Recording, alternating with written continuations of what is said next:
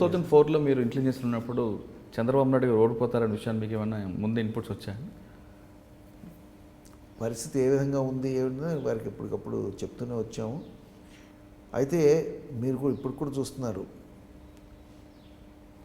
విశ్లేషణ అన్నది ఓన్లీ ఒక డైరెక్షన్ చూపించగలదు, కానీ వాట్ ఈస్ దాని ఎక్స్టెంట్ ఆఫ్ ఎనీథింగ్ అన్నది it is difficult to gauge 100%.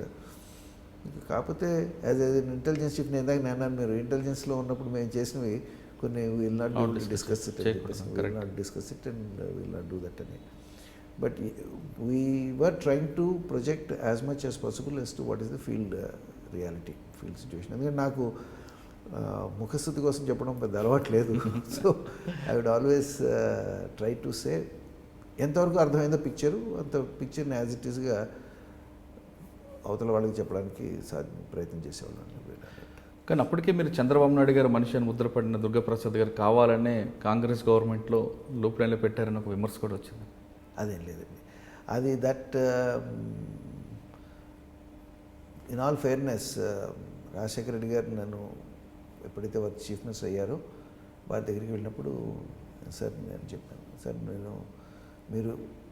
నేను ప్రస్తుతం ఐజీ ఇంటెలిజెన్స్ చీఫ్గా ఉన్నాను, మీరు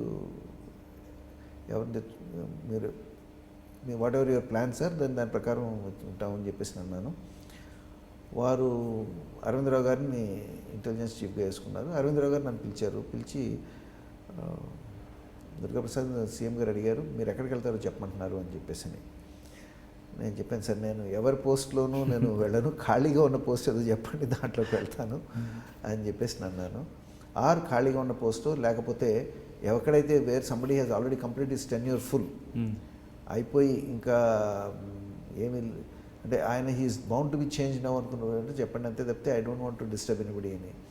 అప్పటికి బెటాలియన్స్లో చీఫ్గా రాముడు గారు 4 ఏళ్ళు కంప్లీట్ అయింది. వారిని మారుస్తున్నాం అని అంటే మీరు అక్కడ వేస్తే వేయండి అన్నాను. బట్ వేసిన కొన్ని నెలలకే ఇంకొక ఆయన్ని నాకన్నా సీనియర్ ఇంకొక ఆయన అక్కడికి వేశారు. అప్పటికి తర్వాత ఒక నెల తర్వాత 2 నెలల తర్వాత నన్ను అక్కడి నుంచి తీసేసి మళ్ళీ వేరే పోస్ట్ ఇచ్చారు. అండ్ గ్రేహౌండ్స్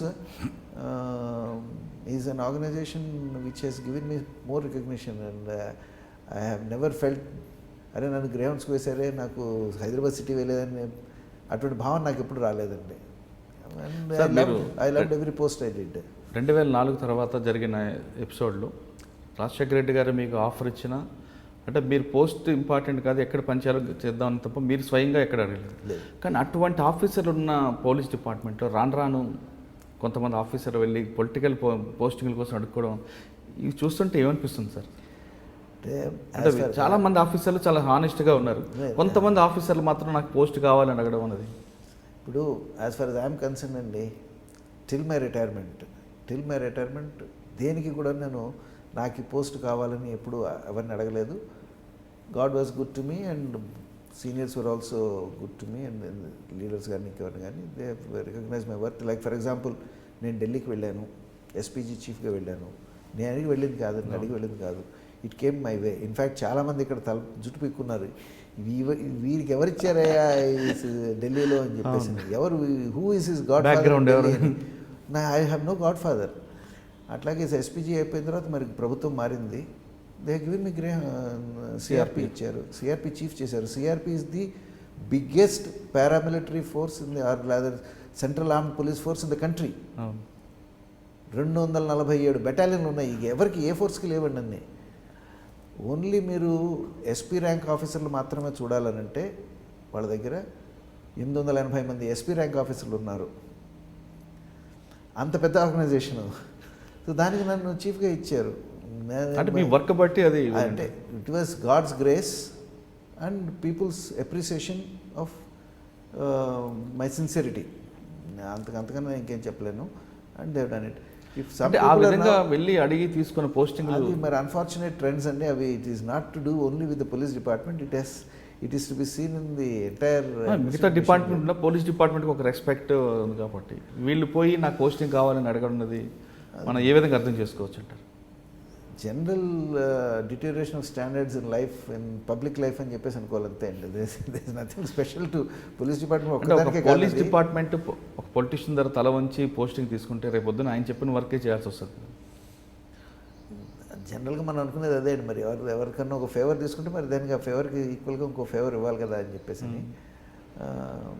అది జరగకుండా ఉంటే బాగుంటుంది. దాన్ని ఇన్సులేట్ చేయడం కోసమే రకరకాల ప్రయత్నాలు ఇప్పుడు ప్రకాష్ సింగ్ గారు కోర్టులో సుప్రీంకోర్టులో వేశారు.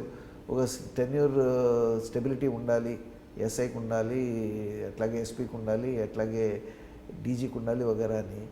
కానీ మరి దేశం మొత్తం మీద అంటున్నది ఇదే ఏంటంటే పోలీస్ డిపార్ట్మెంట్ పూర్తిగా రాజకీయ ఇన్ఫ్లుయెన్స్ నుంచి మనం పక్కకు తీసేస్తే ప్రస్తుతం పరిస్థితుల్లో సరిగ్గా ఉండదు అని చెప్పి ఎవరు కూడాను దానికి సిద్ధంగా లేరు.